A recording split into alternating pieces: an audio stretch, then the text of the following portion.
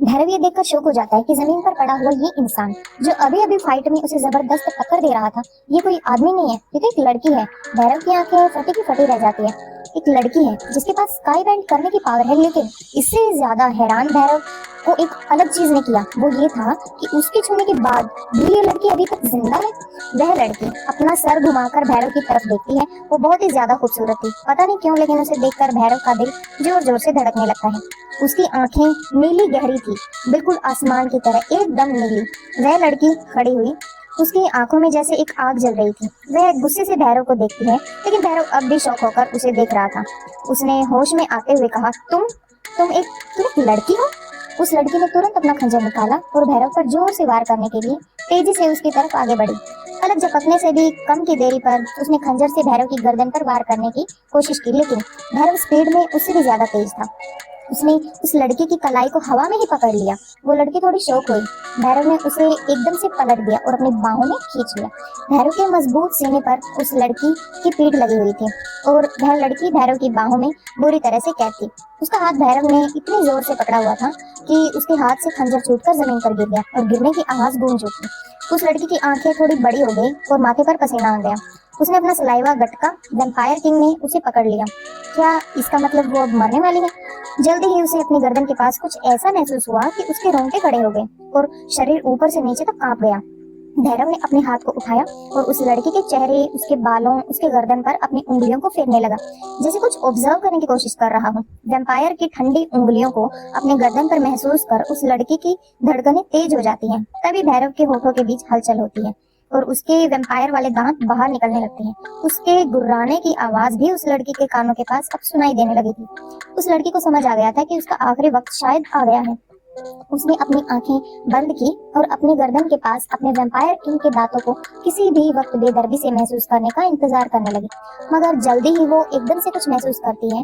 भैरव ने एकदम से उसे पलटा और उसे अपने करीब खींच लिया। लड़की घबराई हुई थी, मगर चेहरे पर अब भी कॉन्फिडेंस, गुस्सा, नफरत जैसे कुछ भाव नजर आ रहे थे।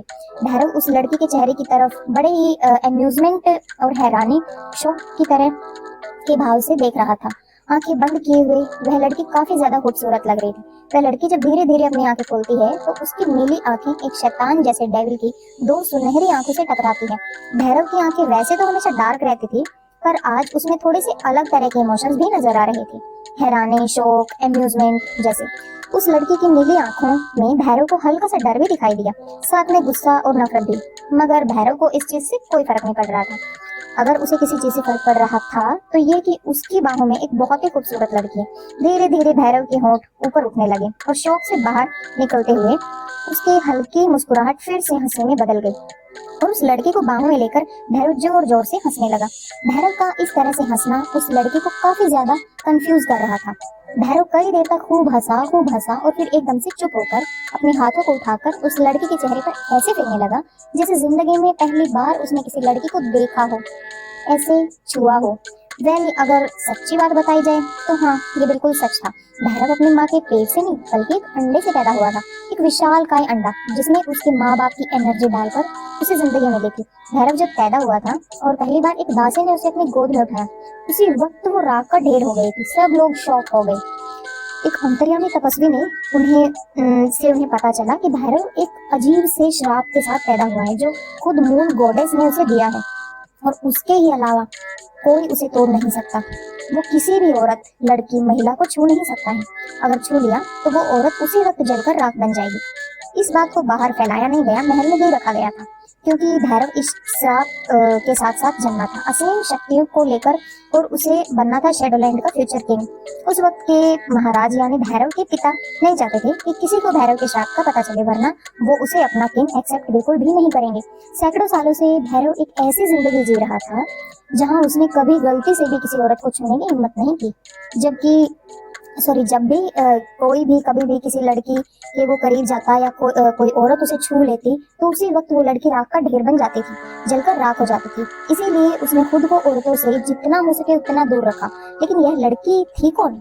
सैकड़ों सालों में आज पहली बार भैरव ने किसी लड़की को अपनी बाहों में लिया, उसे टच किया, और यह जिंदा है, ये मरी नहीं, ये राख का ढेर नहीं हुई। अब भी गुस्से से, कंफ्यूजन से उसे देख रही थी वो लड़की। क्या इसका मतलब ये लड़की उसके कर्ज का इलाज हो सकती है? वो हो सकती है या नहीं ये तो दूर की बात है। सबसे पहले भैरव को इस लड़की को देखते ही अपनी सबसे बड़ी समस्या का हल मिल गया। हाँ, हल। भैरव शैडोलैंड का एक किंग था, तो उसके ऊपर बहुत सारी जिम्मेदारियां थी। अपने किंगडम को एक वारिस देने की भी जिम्मेदारी उसके ऊपर थी। अब यूं कि वह लड़की सॉरी यूं कि वो किसी लड़की को छू नहीं सकता था, तो वारिस का तो सवाल ही पैदा नहीं होता। उसे हमेशा इस बात की टेंशन रहती थी कि वो बच्चा लाए तो लाए कहाँ से, जब वह किसी को छू नहीं सकता, टच भी नहीं कर सकता, मगर इस लड़की को वह छू सकता है, इसे टच भी कर सकता है। इसका मतलब उसकी समस्या का तो समाधान उसे मिल गया। भैरव को अपनी तरफ देखा और अपने आप को इस तरह से छूता हुआ देखकर उस लड़की ने इरिटेट होकर कहा, छोड़ो मुझे। उस लड़की ने कि ऐसे तीखे तेवर देखकर भैरव मुस्कुरा दिया। इंटरेस्टिंग, तुम वाकई में बहुत इंटरेस्टिंग है। कौन हो तुम? नाम क्या है तुम्हारा? खैर जाने दो, मुझे पता है कि तुम कौन हो। यह सुनकर उस लड़की की आंखें थोड़ी सिकुड़ जाती है। भैरव ने कहा, तुम हो मेरे होने वाले बच्चे की माँ। यह बोलकर भैरव जोर जोर से हंसने लगा। भैरव की बात सुनकर उस लड़की के पैरों के नीचे से जमीन खिसक गई। अगले ही पल उसकी मुट्ठियां जोर से कस गई। उसने भैरव पर वार करने के लिए अपने हाथ को ऊपर उठाया। अगले ही पल भैरव ने उसको अपनी बाहों में जकड़ लिया और पैशनेटली किस करने लगा। भैरव ने उस लड़की को ऐसे दबोचा कि वह कहीं से भी निकलने की कोशिश ना कर सके और उसे पैशनेटली पागलों की तरह किस करने लगा। जब भैरव ने उसके होठों को कैप्चर किया तो उस लड़की की आंखें फट गई। उसने खुद को दूर करने की बहुत कोशिश की, लेकिन भैरव के इतने मजबूत शरीर के सामने उसकी एक भी ना चली और वह बेबस हो गई। भैरव अपनी गोद में उठाकर उस लड़की को महल के अंदर लेकर आया। वह जैसे जैसे उस लड़की को महल के अंदर लेकर आ रहा था, वैसे वैसे सब लोग उसे देखकर शॉक हो रहे थे। उनका किंग, जो किसी भी लड़की को अपने 50 फुट के दायरे में भी बर्दाश्त नहीं कर सकता था, वह किसी लड़की को अपने बाहों में लेकर महल में आया है। वह लड़की गुस्से से झटपटा रही थी, चीख रही थी, चिल्ला रही थी, मगर भैरव के होठों पर एक बेवकूफाना मुस्कुराहट थी और वह उसे लेकर कमरे की तरफ जा रहा था। छोड़ो मुझे, ये क्या कर रहे हो तुम? मैंने कहा छोड़ो मुझे। कमरे में ले जाने के बाद भैरव उस लड़के को बिस्तर पर पटक देता है। वो लड़की गुस्से में चीख कर बोलती है, मैं तुम्हें जम से मार डालूंगी। सामने टेबल के फ्रूट बास्केट में पड़े चाकू को अपनी पावर के साथ उस लड़की ने अपने हाथ में लिया। चाकू हवा में उड़ता हुआ उसके हाथ में आ गया। उसने भैरव पर हमला करने की कोशिश की, लेकिन भैरव ने उसके हाथ को हवा में ही पकड़ लिया और चाकू को उसके हाथ से अपने हाथ में वापस लेकर फेंकते हुए कहा, बैड मूव, अपने किंग के साथ ऐसे पेश नहीं आते। इसके लिए तुम्हें जो सजा मिल सकती है वो इतनी दर्दनाक होगी कि तुम सोच भी नहीं सकती हो। बहुत कुछ सीखना पड़ेगा तुम्हें। उस लड़की ने चिल्लाकर कहा, मुझे यहाँ क्यों लेकर आए हो तुम? जाने दो मुझे। मारना चाहते हो? ठीक है, मार लो, क्योंकि मैंने तुम्हें जान से मारने की कोशिश की तो ठीक है, मार दूंगा। तो वैसे भी तुमने मेरे परिवार को तो मार ही दिया है, मुझे भी मार दोगे तो क्या ही फर्क पड़ता है। अचानक उस लड़की की बातें सुनकर भैरव ने अपनी आईब्रोज को ऊपर उठाता है, यानी सिकोड़ भी लेता है। तुम्हारा परिवार? कौन सा परिवार? उस लड़की ने गुस्से में कहा, तुम्हें क्या याद होगा, तुम जिनको मारते हो उनका भी कोई परिवार होता है, यह तो कभी तुमने सोचा नहीं होगा। मेरे बेचारे माँ बाप, क्या बिगाड़ा था उन्होंने तुम्हारा और तुम्हारे सैनिकों का, जो तुम्हारे सैनिकों ने और तुम लोगों ने उन्हें मार दिया। जाने दो मुझे। वह लड़की भागने की कोशिश करती है, लेकिन इतना आसान नहीं था, वो खिड़की से कूदने वाली होती है। भैरव अपने हाथ से एनर्जी निकालकर उसकी तरफ फेंक देता है। हवा की लहरें उस लड़की को जैसे अपनी गोद में समेटकर वापस बिस्तर पर पटक देती है। कोशिश भी मत करना, मेरा महल प्रोटेक्टेड है ऐसे स्पेल से जिसे मेरे अलावा कोई नहीं तोड़ सकता, मार ही जाओगे तुम। भैरव एकदम से उस लड़की के ऊपर कूद गया और उसके हाथों को अपने हाथों में पकड़ के उसके सर के पीछे ले गया। उस लड़की की आंखें फट गई और धड़कनें बहुत ज्यादा तेज हो गई। उसकी आंखों में बहुत सारा गुस्सा भी नजर आ रहा था।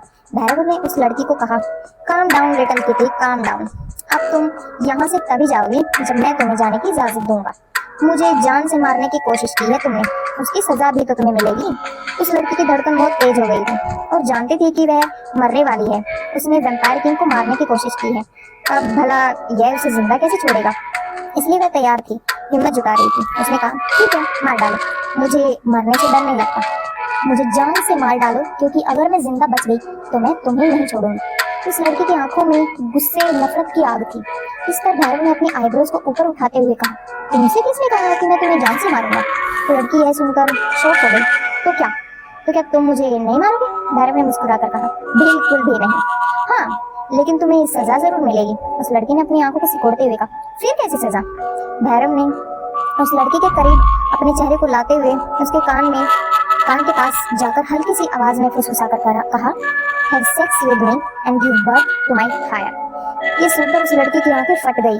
भैरव उठकर बाहर गया और सेवकों से बोला, ध्यान रखना, ये बहुत ज्यादा चालाक है, कमरे से बाहर जाने ना पाए। सबने सर झुकाकर कमांड को एक्सेप्ट किया। फिर भैरव वहां से चेहरे पर कोल्ड एक्सप्रेशन के साथ चला गया। अंदर से वो लड़की चिल्लाती रही, "यू बास्टर्ड, लेट मी गो।" भैरव घोड़े पर सवार होकर काली पहाड़ी की तरफ बढ़ रहा था। जल्दी ही उसका घोड़ा पहाड़ी की गुफा के बाहर आके रुकता है, जहाँ पहले से ही कुछ लोग उसका इंतजार कर रहे थे। भैरव घोड़े से उतरकर आगे बढ़ता है। तभी वहां खड़े सब लोग अपने टीम की रिस्पेक्ट में सीने पर हाथ रखकर एक घुटने पर सर झुकाकर बैठ जाते हैं। भैरव रुक जाता है और सबसे आगे झुके योद्धा के पास जाकर उसे उठाता है। उस आदमी की आंखें लाल थी, बड़ी खतरनाक चेहरे से, वो भी गजब का हैंडसम था और फिजिक्स भी सांसें रोक देने वाली थी। भैरव थोड़ी नरम आवाज में बोला, "बड़े भैया, आपको ये करने की जरूरत नहीं थी, लेकिन बाद में आपका छोटा भाई पहले हूँ।" वो आदमी मुस्कुराकर बोला, "फिलहाल तुम एक किंग हो भैरव, और यहाँ मैं तुम्हारा बड़ा भाई हूँ, गुलाम हूँ, तुम्हारा सेनापति।" भैरव ने गहरी सांस लेकर कहा, "आप कभी नहीं मानोगे ना?" वो आदमी हल्का सा मुस्कुरा देता है। तभी अंदर से एक जबरदस्त चीख की आवाज आती है और दोनों गुफा के मुंह की तरफ देखते हैं, जहाँ मसाले जल रही थी। उसके अंदर से आने वाली आवाजें इतनी भयानक थी कि किसी की भी रूह कांप जाए, मानो कोई आदमखोर अंदर हो। भैरव अपने बड़े भाई रुद्र की तरफ देखकर बोला, रुद्र ने भैरव से कहा, "तुम सच में मिलना चाहते हो उससे?" "इसकी जरूरत नहीं है भैरव।" भैरव ने गुफा की मुंह की तरफ देखते हुए कहा, "जरूरत है।" उसके बाद भैरव आगे बढ़ा। रुद्र ने सिपाहियों को सुरक्षा के लिए तैनात किया और खुद भैरव के साथ अंदर चला गया। तो दोस्तों, यह थी हमारी कहानी का छोटा सा एक और एपिसोड। मैं उम्मीद करती हूँ कि आपको हमारी कहानी दिन ब दिन और अच्छी लग रही होगी। Thank you, keep supporting.